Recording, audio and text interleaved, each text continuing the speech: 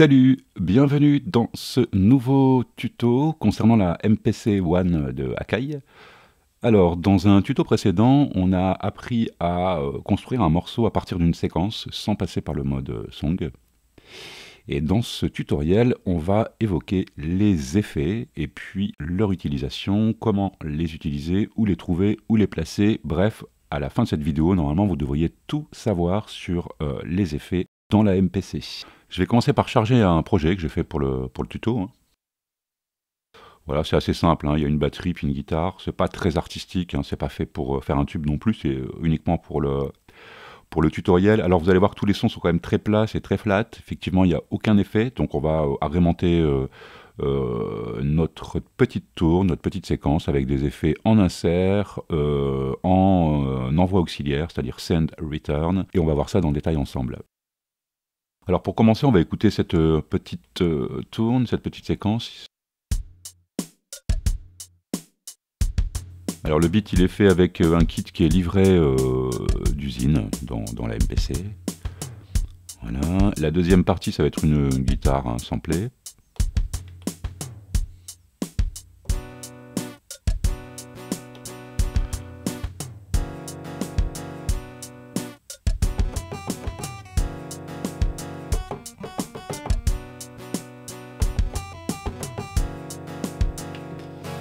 Alors on va commencer avec les deux grandes familles d'effets. On a les effets en envoi auxiliaire, c'est-à-dire qu'on va dupliquer le signal, on va le rerouter vers l'effet et on va remélanger la sortie de l'effet au master. Et puis la deuxième grande famille, ce sont les effets d'insertion. Là le procédé est différent puisque le signal va être détourné de la tranche pour être injecté dans l'effet. Tout le signal va être traité. La totalité du signal sera traitée par l'effet, et puis en sortie d'effet, le signal va réintégrer sa tranche, donc sa voix, pour qu'on puisse le manipuler avec sa tranche ici. Alors on va commencer avec les effets en send return, c'est-à-dire en envoi auxiliaire avec un retour. Pour ça, je vais muter ma partie de guitare. On va mettre une reverb sur la caisse claire de notre partie de batterie. Mais on va le faire donc effectivement via les auxiliaires, les envois auxiliaires ou les send return pour ceux qui parlent l'anglais. Alors pour ça c'est assez simple, on va se positionner sur Track Mix ici. On va venir dans le champ programme. On va venir chercher Return, ce sont donc les retours. Et à partir de ce moment-là, vous voyez, on a 4 slots de retour. Chaque slot de retour peut contenir jusqu'à 4 effets différents qu'on va venir positionner ici. Voilà. Et c'est ces slots de retour qu'on va pouvoir alimenter via les sends de littéralement chaque piste, chaque pad, voilà. Alors, qu'est-ce qu'on fait une fois qu'on a sélectionné notre slot d'insert ici, le premier? Je vais venir toucher cette partie-là. Vous voyez, j'ai une fenêtre qui s'ouvre et puis effectivement, j'ai 4 slots qui s'offrent à moi et je vais pouvoir venir sélectionner un effet. Donc on a dit qu'on voulait mettre une reverb. On va donc se positionner ici, on va aller chercher une reverb classique, voilà. Alors ici, on va pouvoir venir allumer ou éteindre l'effet. Là, on va retourner sur notre écran de Track Mix, ici. Et puis maintenant, je vais me positionner sur Main, je vais aller chercher la première piste, ici, paf. Je vais faire Programme Edit. Je vais toucher le pad qui m'intéresse. Là, je vais cliquer sur Effet et vous voyez, je vais pouvoir maintenant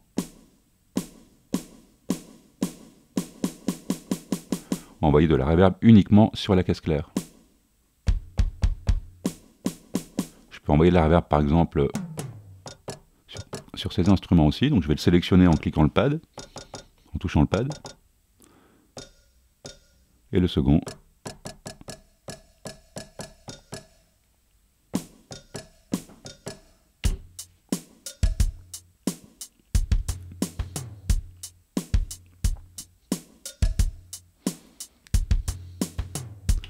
Voilà, donc là cet effet de reverb, on peut aussi l'utiliser sur toutes les autres pistes de notre morceau. Par exemple sur la guitare ici, si je venais la démuter, pardon, que je la lance.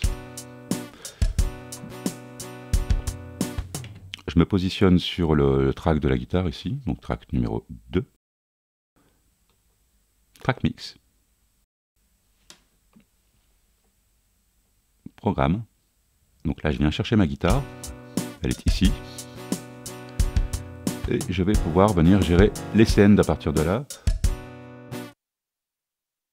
Vous voyez, ici, on a le petit onglet scène. Il a 4 petits points blancs. Bah, c'est pour aller chercher les 4 scènes différents, hein, en fait. Voilà. Donc là, le premier scène, on a vu que c'était la reverb, hein, puisqu'on l'a installé tout à l'heure. On va cliquer ici. Et on a la possibilité maintenant, si je relance la lecture...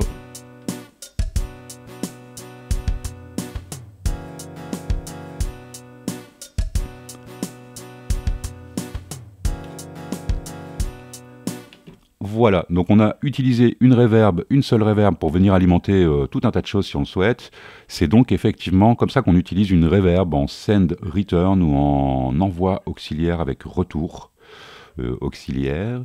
Maintenant, on va voir le cas de l'insertion, c'est-à-dire qu'on va insérer un effet sur l'ensemble d'une piste, par exemple, pour que cet effet traite la totalité du signal. Et donc, c'est ce que je disais tout à l'heure en introduction. Cette fois-ci, le signal va être routé vers l'effet avant de réintégrer sa tranche. À la différence du procédé d'avant, où effectivement, par avant, donc en méthode setReturn, le signal est doublé. On va prendre une copie de ce signal pour le traiter et pour venir le réinjecter sur la tranche master avec une possibilité de dosage. Alors, pour l'exemple, on va dire qu'on va saturer la guitare. Pourquoi pas? Alors pareil, on va se mettre en track mix ici, on va chercher la guitare qui a priori doit être ici. On va écouter, hein, ça va nous le dire tout de suite. C'est bien elle. Et puis donc à ce moment-là, je suis dessus et cette fois-ci, les effets, je vais donc les insérer. Ça va être donc les inserts. On va venir faire comme ça. Et encore une fois, on va double-cliquer ici ou utiliser la molette, hein, vous le savez. Et on va venir chercher cette fois-ci une distorsion. On s'en fiche un peu, hein, c'est pour l'exemple, on va prendre celle-là, ça sera très bien.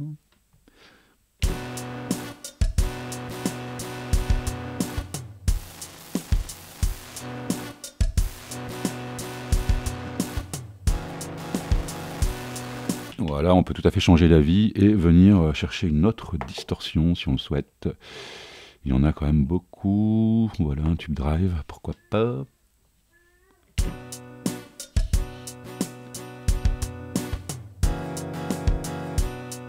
Voilà, voilà. Alors on pourrait tout à fait rajouter autre chose, hein, faire une chaîne de 4 effets. Par exemple, ici, on pourrait lui mettre, pourquoi pas une compression ou un EQ. On va commencer par l'EQ.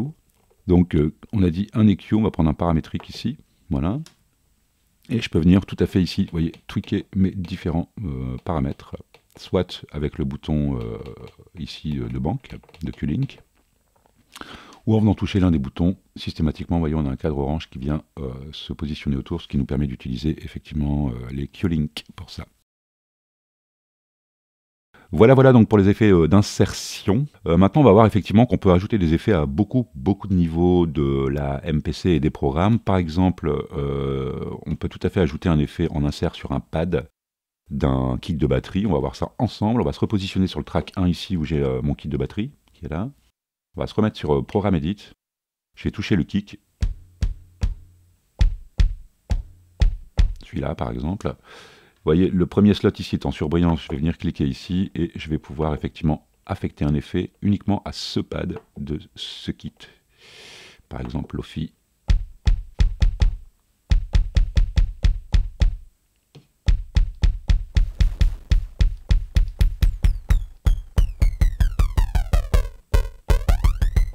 Et les autres parties ne sont pas affectées. Voilà, voilà. Donc là, on a ajouté effectivement un effet en insert sur un pad. Si je sélectionne un autre pad ici, eh bien, j'ai la possibilité, comme on l'a vu tout à l'heure, de régler ces scènes. Hein, ils sont là. Voilà. Mais je peux tout à fait aussi, sur notre snare, venir ajouter un autre effet. Par exemple, pourquoi pas un Lofi aussi. Tiens. Voilà.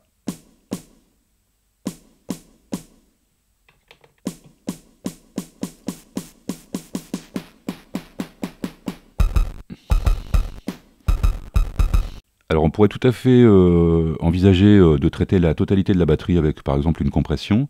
Pour ça c'est assez simple, hein. Encore une fois on va se positionner sur Track Mix, ici la batterie se positionne, enfin la batterie c'est ça ici, on peut le vérifier, hein, vous voyez. Donc encore une fois je vais toucher le champ insert ici, Voilà. Et puis je vais venir sélectionner mon effet, autrement dit, on a dit une compression. Pourquoi pas, ça va être dans Dynamics.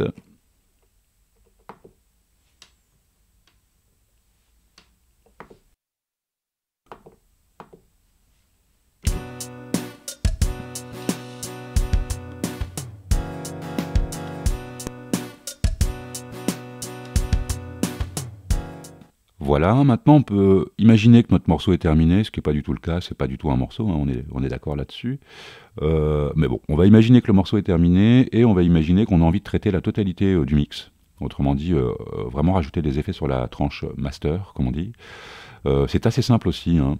On peut y accéder à partir de n'importe quelle piste. Vous voyez, je peux être sur le track 1, track 2, track 3, peu importe. La seule chose à savoir, c'est qu'il faut cliquer ici sur la petite couronne et on arrive sur la tranche master. Alors pour ceux qui ne l'ont pas encore capté, vous voyez qu'on peut refermer les pistes ici. Donc là on a une vue qui est un petit peu élargie sur la séquence, les tracks et puis les programmes utilisés. Et en venant cliquer sur l'œil ici, en touchant l'œil, on ouvre la piste et on ouvre plusieurs types de pistes. Soit notre piste, donc si on est dans un programme, bah, ça sera le programme, comme ici. Vous voyez, on voit que ça module. On peut mettre en solo ou muter. Et puis en venant cliquer sur la couronne ici, on atteint la piste master, donc on peut tout à fait opérer à partir de là, plutôt que de passer par le track mix. On peut tout à fait y arriver par track mix ici, hein. On se met là et on vient chercher master ici. Vous voyez, on peut rajouter des effets par là. Mais pour finir mon exemple, on va retourner là où on était, c'est-à-dire dans l'écran main. Et à partir de l'écran main, si je clique sur la couronne ici, j'ai la piste master ici, les deux, vous voyez, l'output 1 et 2. Et à partir de là, je vais pouvoir venir traiter donc effectivement mon master. Pareil, on va y mettre un compresseur, VCA par exemple, peu importe, c'est pour l'exemple.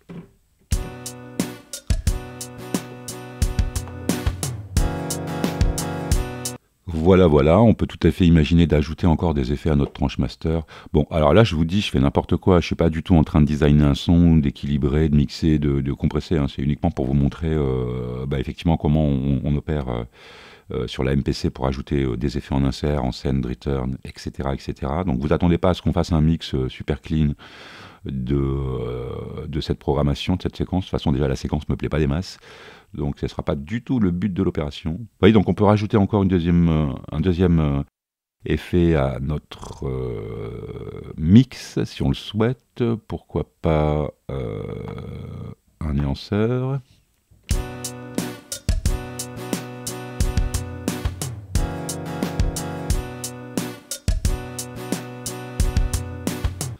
Voilà, on peut tout imaginer, on peut vraiment imaginer une chaîne classique avec un EQ, un compresseur, un maximiseur qui est super bien d'ailleurs, on va le regarder, je vais vous le montrer, il y a aussi un maximiseur qui est quand même top aussi. Et il est là le maximiseur. Vous voyez, ça ce sont les effets R, sont quand même super bien designés, c'est très joli, c'est très réactif, ça marche vachement bien.